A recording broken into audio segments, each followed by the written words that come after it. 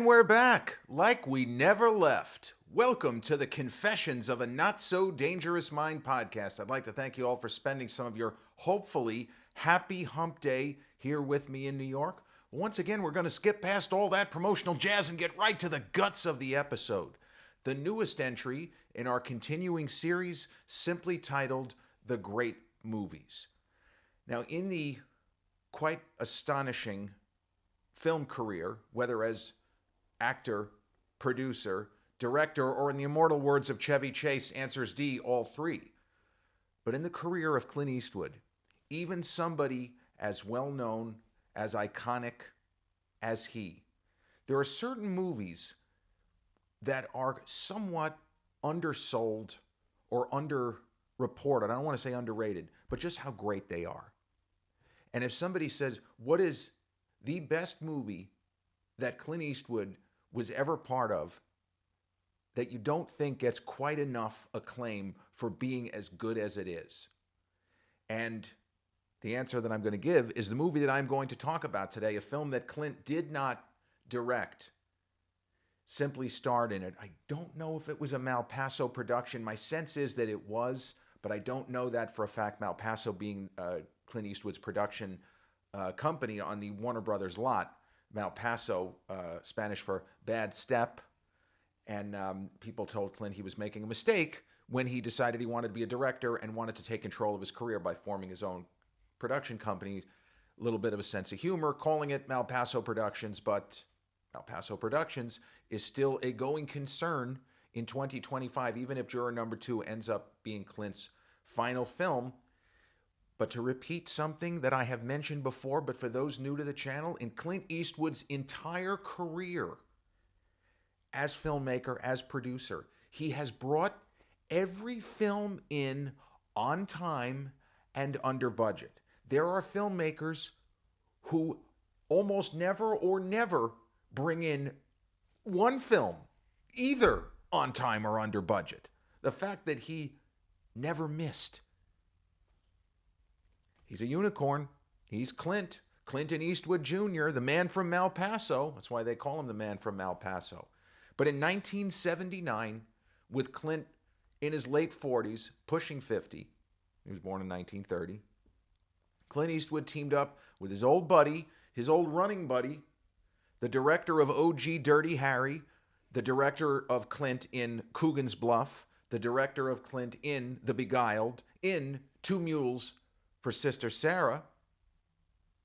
Clint Eastwood and Don Siegel teamed up to tell a somewhat fictionalized story of maybe the only successful breakout from Alcatraz Island, or Alcatraz Prison, which was on Alcatraz Island, if you want to be more specific. Escape from Alcatraz, if you go on Rotten Tomatoes, it is at 97%. Dare I say, that's probably the highest tomato meter score of any film in Clint's career, including his Oscar-winning Unforgiven, which I don't think is at 97%, or the also Oscar-winning, maybe the most depressing movie in the history of Hollywood, or certainly in the conversation, $1 Million Baby. 97% of people, of critics, not fans, actual critics, the Roger Eberts of the world. That means that out of 31, 30 are telling you to see this movie. Escape from Alcatraz is a film that is entirely set in what's supposed to be Alcatraz. I think they shot it there, but I'm sure there were interiors that, because there's certainly exteriors that were shot on Alcatraz Island, but I don't know if they actually filmed at the prison. That I'm not sure of. And then 16, 17 years later, with Sean Connery and Nicolas Cage, Ed Harris, and a whole host of other great actors, did the movie The Rock, where instead of trying to break out, instead of trying to escape from Alcatraz, they're trying to break in to stop what amounts to a homegrown terrorist attack spearheaded by Ed Harris's General Francis Hummel. What a great name. That's a great name, Francis Hummel. Or as he says, Hummel from Alcatraz, out. Now, any movie that deals with a prison break, you have to bring up the obvious. Shawshank Redemption, generally regarded as one of the greatest movies to ever come out of Hollywood. It is on, this is something I'm quite confident of. It makes more people's personal top 10 and top 5 lists if you just randomly ask film fans of all ages, what are your favorite movies of all time? Shawshank Redemption, I believe, is going to get mentioned more than The Godfather, especially because The Godfather is a movie that's now more than 50 years old. As Danny Glover said, 50 years old, 50 years old. I'm too old for this shit. But The Godfather is a movie that is now more than 50 years old, but Shawshank is more than 30 years old. There are similarities between Escape from Alcatraz and Shawshank, but we'll get to that. There was three guys who were real people, not just characters in a movie, because you could make this movie, you could just make a movie about a prison break and say that no one's ever broken out of this prison before and make a movie about a prison break and away we go, because Shawshank Redemption is not a true story and it works. And if somebody had said that, well, actually it is true, okay. The movie is fantastic regardless of whether or not it's true. And I would say the same about Escape from Alcatraz. But there were the three guys, the characters in the movie. Clint plays a guy named Frank Morris. And then there were two brothers, John and, was it Clarence? Anglin, the Anglin brothers, Anglin. And they're played by two terrific actors of the day and genre, and one of whom had passed not that long ago in Fred Ward and Jack Tebow. Those are the three primary characters, but it's Clint's movie. He's the central character. And he is somebody who we are presented with the idea that he basically has had no life. All he has done is commit various crimes, whether it's armed robbery. We don't really know exactly what. We just know he had no childhood. Maybe he bounced around foster homes. We're not even sure of that as we meet Clint's character. And he has a high IQ superior, which would suggest that he simply didn't have a chance to ever do anything with his intelligence other than maybe try to plan a breakout from the unbreakable prison that was Alcatraz Island. It was bad enough that you couldn't really get out of your cell. The other problem was, how are you going to swim to shore? The currents are going to be pushing you back, and the water is probably going to be freezing. It's Frisco, for crying out loud. This is not Los Angeles. This isn't the Pacific Ocean and some of the warm 80-degree water. You might get off the island, maybe, if you're lucky, and you're probably going to get shot by someone in a watchtower, or you'll freeze to death and drown in the water, a la Jack Dawson. Spoiler alert, sorry about that. But Clint's character, it is your kind of basic, strong, silent type. He's not much for conversation. But as soon as he gets to Alcatraz, in a kind of a cool scene early in the movie, there's a lot of sort of foreshadowing, a lot of cool camera angles and special effects and sound effects. It's actually somewhat humorous. But he's sizing up the prison immediately. He's sizing up his fellow inmates. There are certain people he's just not going to want to associate with, and other people, if he recognizes, maybe he will. But he's very clever, and he knows how to work within the system. He starts to understand, here's how I get shit done. Because there's no character in this movie like the character that Morgan Freeman plays of Boyd Redding, or Red, in Shawshank. There's nobody where you say, if I give you $1, can you give me, Marlene Dietrich, or whatever it might be. A lot of what Frank Morris, a lot of the stuff that he has to kind of pull off within the world of the film, he has to do it on his own. He has to outsmart. And the reality is that most prison guards are not going to think that a hardened criminal is smarter than they are. And he uses that to his advantage on several occasions. So most of you, if you're even this far into this episode, you've seen The Shawshank Redemption. The Shawshank Redemption, spoiler alert, is a prison break movie that does not play in any capacity like a prison break movie. Escape from Alcatraz is a prison break movie. Very early on, we know, because Frank Morris has escaped successfully from a couple of other prisons. He just ends up back in the slammer either way. But we know that he's going to make a try. It's just a question of how. He's not going to do something stupid. He is only going to leave if he thinks he can make it. And it's important to note, this guy doesn't have a death wish. He's not suicidal. He is highly competent, and he is not going anywhere unless he thinks he's going to make it. And so his, I don't even know if you would use the word friends, but the Anglin brothers and he decide we're going to make a try. So they go through all manner of, stop me if you've heard this before, if you've seen Shawshank, where they have to dig their way out. Any prison escape deals with how do you get out of your cell without being seen. It's not like you're just going to walk out the front of the cell and kind of wave your hands at the guards and say, hey, I'm just going to go for a stroll, just give me a couple of minutes, and then you make your escape. No, you're going to have to do some kind of digging to get out of your cell. Okay, and then what? And then what is Andy Dufresne in Shawshank, which we don't really know. This movie shows exactly what the and then what is as the movie goes along. And then there's another character, a terrific actor, Larry Hankin, plays a character called Charlie Butts, who is not really a violent offender, and it's kind of ridiculous that he's even at Alcatraz. He's somebody who steals cars. He's not a violent criminal, but somebody really had a hard-on for him, so to speak, and made sure he ended up at the Rock or Alcatraz.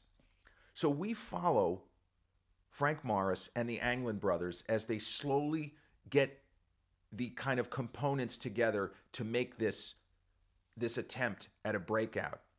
And we meet a lot of other really interesting and colorful characters played by, again, great actors.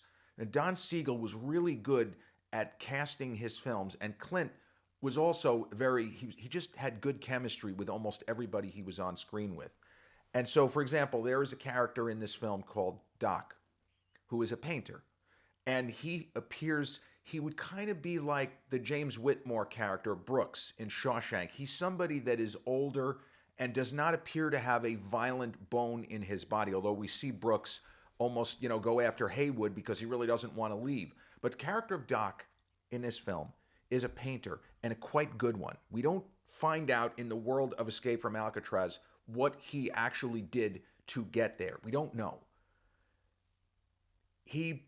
I guess you could say he makes a mistake, and he does a portrait of the warden. And the warden is played by a really strong actor, Patrick Magoon, who later played King Edward the Longshanks in Mel Gibson's Braveheart. And there was a lot of Oscar buzz for him with that performance, which is, he's kind of winking at the audience a little bit, I think, in Braveheart.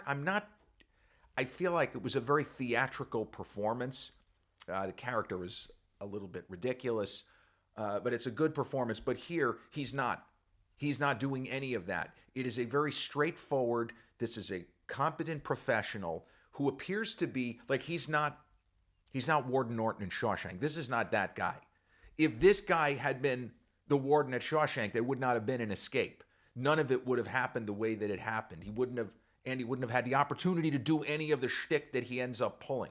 This is a straightforward warden who takes his job very seriously. He is not physically cruel. He doesn't tell his guards, basically, turn this guy upside down, fuck him up. No, that's not his process.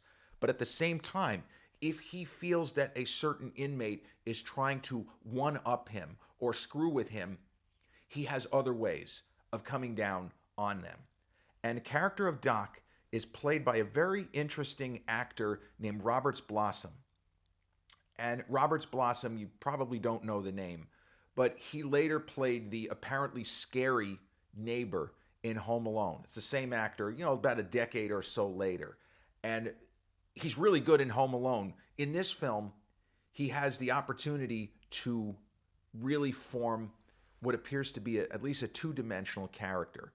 And he paints a picture of the warden, and it's some of Patrick Magoon's finest acting. When he sees it, he doesn't react the way that we think he will. He doesn't react the way we think he will when he looks at the picture, because he appears to be pleased. It's a great portrait of him. But something in his machinery just turns off, and he basically has Doc's painting privileges taken away.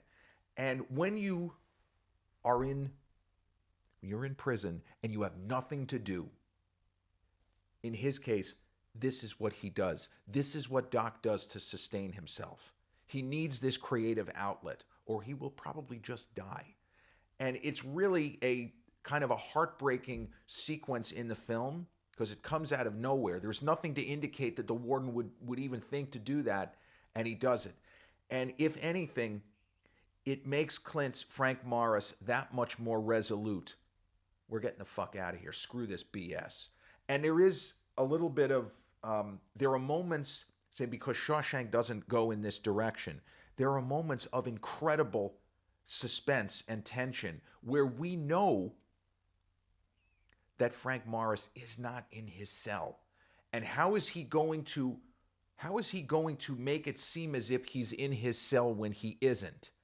Is he, some kind of a dummy, or how does that work? And all it takes is one moment of somebody looking and saying, what the hell is that over there? And then we got a runner, that kind of thing. So it is a suspense film. It is a thriller. And I guess you could say it has some dramatic or mystery elements. And obviously, because nobody knows for sure what happened with these guys. But Alcatraz closed not long after this. I don't know if it was necessarily connected. We like to assume that one has something to do with the other, but maybe they just felt we can do better. We don't really need to run this place anymore. Maybe there were issues with the structure itself, the facility. I really don't know. But within a narrow range, we talked about this, and most people who are movie fans would say that Clint Eastwood he's not a broad actor. He's not necessarily somebody with an enormous amount of range. But within a certain window, he's as good as anybody. And this movie allows him to play to his strengths, which is that, yes, he's tough, but he's not just randomly tough. He's not running around just beating people up or doing anything like that. He sizes up the other inmates, and he kind of goes from there. And there is a character in the film, if you want to do another Shawshank comparison, if you remember the sisters and the way that Andy kind of gets brutalized before he figures out a way to turn the tables on them to some extent. There's a character called Wolf in this film who makes several attempts on Clint's Frank Morris. And in part because Frank Morris comes across to almost everyone as a straight shooter, he has people who are kind of looking out for him. And if he had just simply been this kind of taciturn loner asshole, you see somebody with a shiv, I'm not helping this guy. But there are people when they're out like at recess, there are people that if they see something, they're going to tell him, Wolf's coming. He's got his hand clutched. And then you go from there. But this movie also gets into the kind of randomness of maximum security life, where honestly, you almost can't blame the guards for not giving a shit, where you have one character try to knife the other, just trying to kill him, basically. He doesn't even care. And one character is simply defending himself. He's simply trying to not die. But we're going to send him to the hole. Same kind of thing as in Shawshank. We're going to send him to the hole. It's just, you got to get out of there, is what it comes down to. You understand why they're so desperate to escape, even at the expense of their lives. So we see how they plan for it. Now, Shawshank, we don't realize that Andy, as we're watching him with the financial dealings and dealing with the warden, and he and the warden have moments where they're on friendlier terms, and then obviously not at all. But we see him, we don't realize some of the stories that he's telling Red. He's basically cluing the audience in. If we're going to watch the movie again, he's telling us what he's doing while he's doing it. We just don't know that. So this film, you see hole in the wall and then some kind of a mechanism, and all of the guys that dig the holes, they have a mechanism with which to make sure that the guards, or if the warden happens to come in for a check, that they're not going to see anything.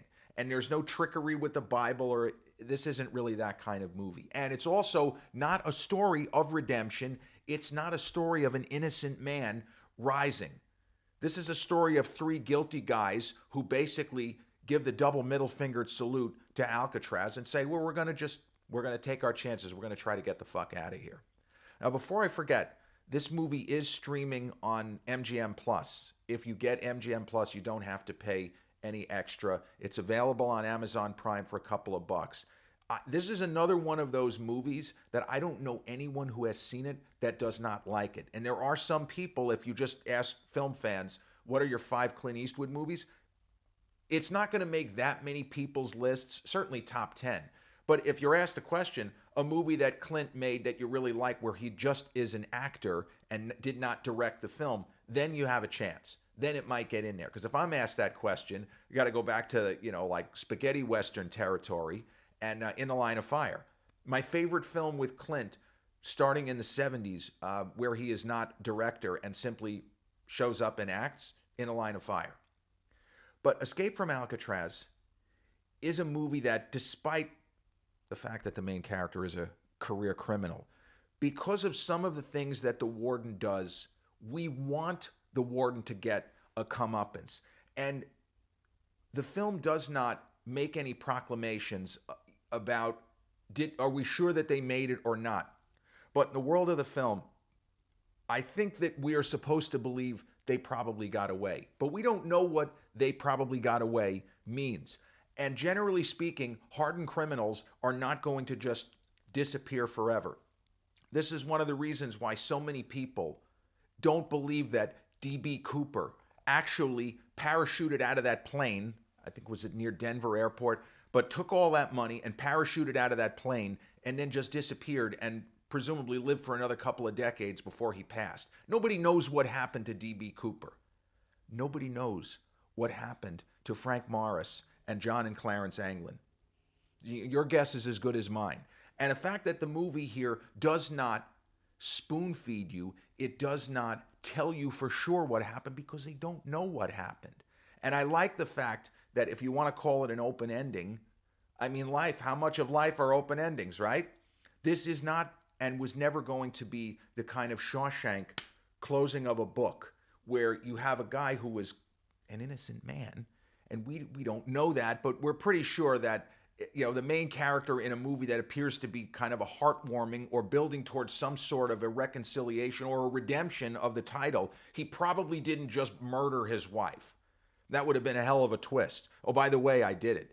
The joke with the old TV show The Fugitive, where Richard Kimball is chasing a one-armed man for the entire series.